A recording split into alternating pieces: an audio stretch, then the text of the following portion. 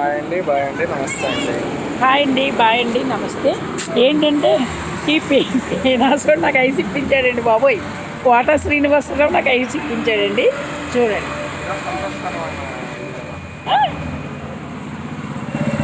ముందు 10 రూపాయలది బాక్స్ ఇప్పించాడు.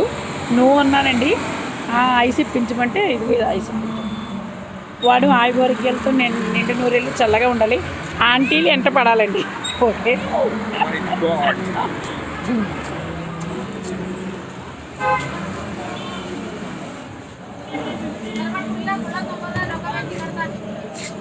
ఎక్కడున్నాను నేను చెప్పుకోండి.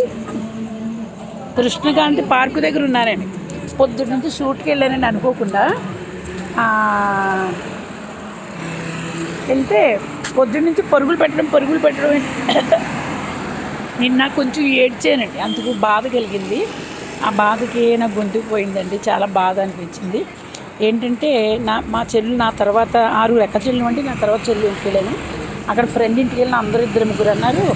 అందరినీ పిలిచి నీ కూతురు ఎందుకు పిల్లలేదు అని నన్ను అడిగారండి. నాకు వాళ్ళు ఎదురుగుండా బాధ రాలేదు, కానీ ఇంటికి వచ్చాక నాకు చాలా బాధ అనిపించిందండి. ఏడ్చానండి. ఆ పక్కన సాహిత్యం మాట్లాడుతుంటే అన్నింటికి ఇలా అన్నాను, కానీ కళ్ళ నీళ్ళు దించుకుని ఏడ్చాను. అందుకో తెలియదు ఎందుకో తెలియదు కంఠం కొంచెం పోయిందండి. చాలా బయటికి తిరగకుండా ఉండలేదు. సాహిత్యం వచ్చిన కంటే 4 నెలల నుంచి కూడా బయటకు తిప్పుతున్నాడండి. ఆ తిప్పడం అలవాటు అయిపోయింది. ఎవరు ఇప్పించారు ఐస్ నీకు? కోట శ్రీనివాసరావు. కోట శ్రీనివాసరావు కాదు, నా పేరు చెప్పు. సాహిత్యం. సాహిత్యం అంటే నేను ఇప్పించిన అనగానే నోట్లో నుంచి మాట రాకలా కనకానికి. అదండి, అందుకు బాధ కలిగింది. చాలా ఏడ్చాను. అందుకు ఎందుకు ఆ బిడ్డ అలా చేసిందో నాకు తెలియట్లేదండి. అందుకనేసి నాకు ఏడిస్తే బాధ పోతుంది.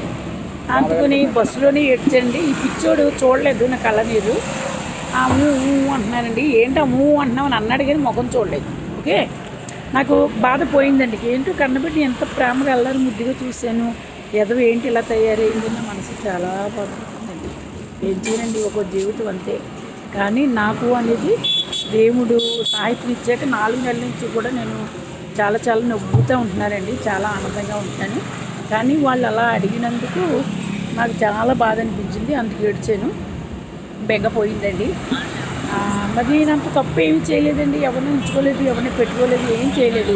మరి ఎందుకు ఆ బిడ్డకి పాపముచ్చుడు పోలే అల్లుడు ఉంటే పోనీ అల్లుడి మీద తోసేసింది. అల్లుడు పైకి వెళ్ళిపోయాడు కదండి. మరి ఎందుకు దానికి అంత కక్ష నామే కట్టిందో నాకు అర్థం కాదు. నేను ఇంకా కక్షమంతురాలంటే తెలుసా. మంచిగా ఉంటే ప్రాణం ఇస్తా, లేదు అంటే నువ్వెవ్వరు రోడ్డుని అడుగుకన్నా తింటాను, కానీ నేను సాయం అడగనండి. అంత కోపం ఉండి నాకు. మా నాన్నగారికి కూడా ఎక్కువ కోపం. ఎవ్వరి జోలికి వెళ్ళేవారు కాదు. ఎవరన్నా అంటే మాత్రం పైనుంచి కిందకి నుంచి చర్మం తీసేసేవారు ఒక్కొక్కళ్ళే, తెలుసండి. అలాంటి మనస్తత్వం అండి నాకు. చూడండి నాకు ఏ ఉద్దేశం ఉందో. అందుకు పొద్దున వెళ్ళిపోయినండి 5ంటికి. ఇప్పుడు వచ్చాను, గమ్మున స్నానం చేసి హ్యాపీ అండి నైట్ చేసుకున్నాను. అందుకని ఒకసారి ఒక్క రౌండ్ అలా తిప్పమ్మా అంటే ఐస్ ఏం కావాలని అడిగాడు. ఈ బాబు ఇవాళ ఎవడో పోతాడు అనుకున్నానండి. ఇదిగో ఐస్ ఇప్పించాడు. సరేనండి, హాయ్ అండి, బాయ్ అండి, నమస్తే. ఎప్పుడు అలా పూర్వకాల షర్ట్లు వేసుకుంటాడండి. చూడండి ఎలా ఉన్నాడు. అవసరం ఉంటారా? అయినా సరే ఆంటీలు అబ్బబ్బబ్బబ్బ తెగ ప్రేమించేస్తున్నారు. మరి నన్ను ఎవరు ప్రేమించట్లేదండి. ఎవరు కూడా అసలు అంకులు ప్రేమించట్లేదు, అబ్బాయిలు ప్రేమించట్లేదు. ఏం చేయని చెప్పండి. కనకానికి ఐస్ నేనే ఇప్పించానండి. కనకానికి ఐస్ నేనే ఇప్పించానండి. నేనే ఇప్పించా కదా. రోజు బాధపడుతుంది సాహిత్యం, ఏమన్నా ఇప్పించు నేనే ఇప్పిస్తున్నా రోజు అన్నది. ఈరోజు కనకం కోసం ఐస్ ఇప్పించా. ఎన్నిసార్లు చెప్తావు? ఐస్ కాదు ఇది, కుల్ఫీ. ఏంటిది ఇది? ఐస్ కదా. ఐస్ కాదు ఇది. ఏంటిది ఇది? కుల్ఫీ. కుల్ఫీ అంటారా? ఏమంటారు? కుల్ఫీ కాదు, కుల్ఫీ. మాట్లాడకు. నాకు రాదు అస్సలు. అలాగే కూడా మాస్టర్ కూడా బషీర్ అనేసి అందరూ వచ్చినప్పుడు అందరూ చెప్పుకోండి. నమ్మకం రాదు నచ్చండి. ఈ పక్కన పన్ను ఊడిపోయింది, ఎవరన్నా ఇస్తే 3000 పన్ను పెట్టించుకుంటాను, లేకపోతే ఎలాగ ఉంటాను. 3000 ఎక్కడ పెట్టనండి నేను, చెప్పండి. ఇవాళ కష్టపడి ఎండలో పరిగెట్టానండి నేను సూట్లోని, అలా అలసిపోయాను. అందుకు ఒకసారి అలా తిప్పమ్మా అన్నాను, తీసుకొచ్చాను కృష్ణపతి పార్క్ దగ్గరికి. తెలుసండి. హాయ్ అండి, బాయ్ అండి, నమస్తే. ఓకే, అక్కడ రికార్డింగ్ అవుతుందో లేదో చూసుకోండి ముందు. అదిగో. కళ్ళు బాగానే కనిపిస్తుంది.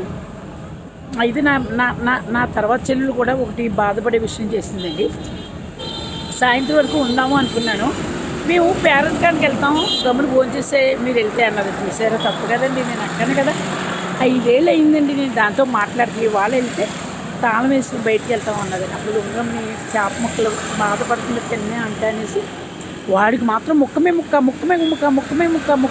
5 ముక్కలు వేసేసింది. నాకు 2 ముక్కలండి, 2 ముక్కలు సొంత అక్కని నేను 2 ముక్కలు పెట్టిందండి అక్కడ. నేను కూడా ఎక్కువ తిన్నండి. ఈరోజు ఈ డ్రెస్ ఎందుకు వేసుకున్నావు? స్నానం చేసాక ఎందుకు వేసుకోవాలనిపించింది ఈరోజు? స్నానం చేసాక హ్యాపీగా పడుకుంటాను. ఓకే, సాయంత్రం పూట వేసుకుంటాను. పొద్దున పూట కనకం చీరలు కట్టుకుంటుందండి, సాయంత్రం పూట డ్రెస్సులు వేసుకుంటుందండి. కనకం వాళ్ళ చెల్లెల వాళ్ళ ఇంటికి వెళ్ళానండి. వాళ్ళ చెల్లెల హీరోయిన్లా ఉందండి. అసలు ఎంత పెద్ద హీరోయిన్లా ఉందంటే, పెద్ద హీరోయిన్, అసలు తెల్లగా ఉంది, చాలా బాగుందండి. కనకం ముఖం సోడా బుడ్డి అద్దాలు చూడండి ఎలా పెట్టుకుంది. వాళ్ళ చెల్లెలు ఉందండి బాబు, ఎంత అందంగా ఉందో తెలుసా అండి. వా బా బా వా బా, అసలు చెప్పడానికి మాటలు సరిపోవండి. చూసారా, నా అంత అందగత్తి హైదరాబాద్లోని అమెరికాలోని ఎక్కడా లేదండి అని నేను మురిసిపోతానండి. అంతే, ఏమనుకుంటుంది, ఏం మాట్లాడినా సరదాగానే మాట్లాడతాను. ఓకే,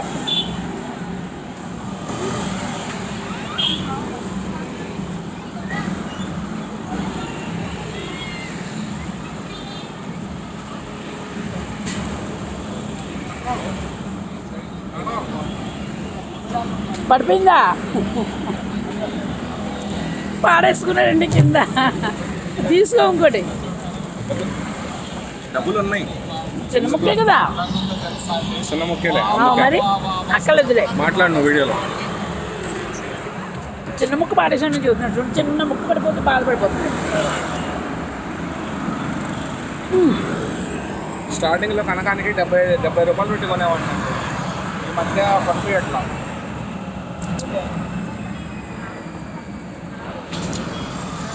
కానీ 5 రూపాయలు ఎప్పుడు కూడా 570 కొనండి.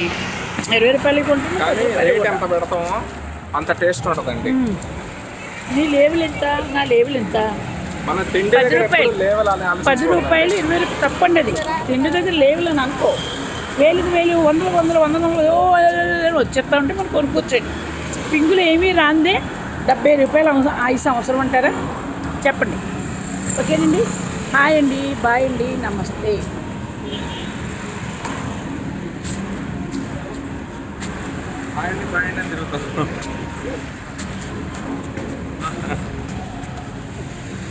ఓకే.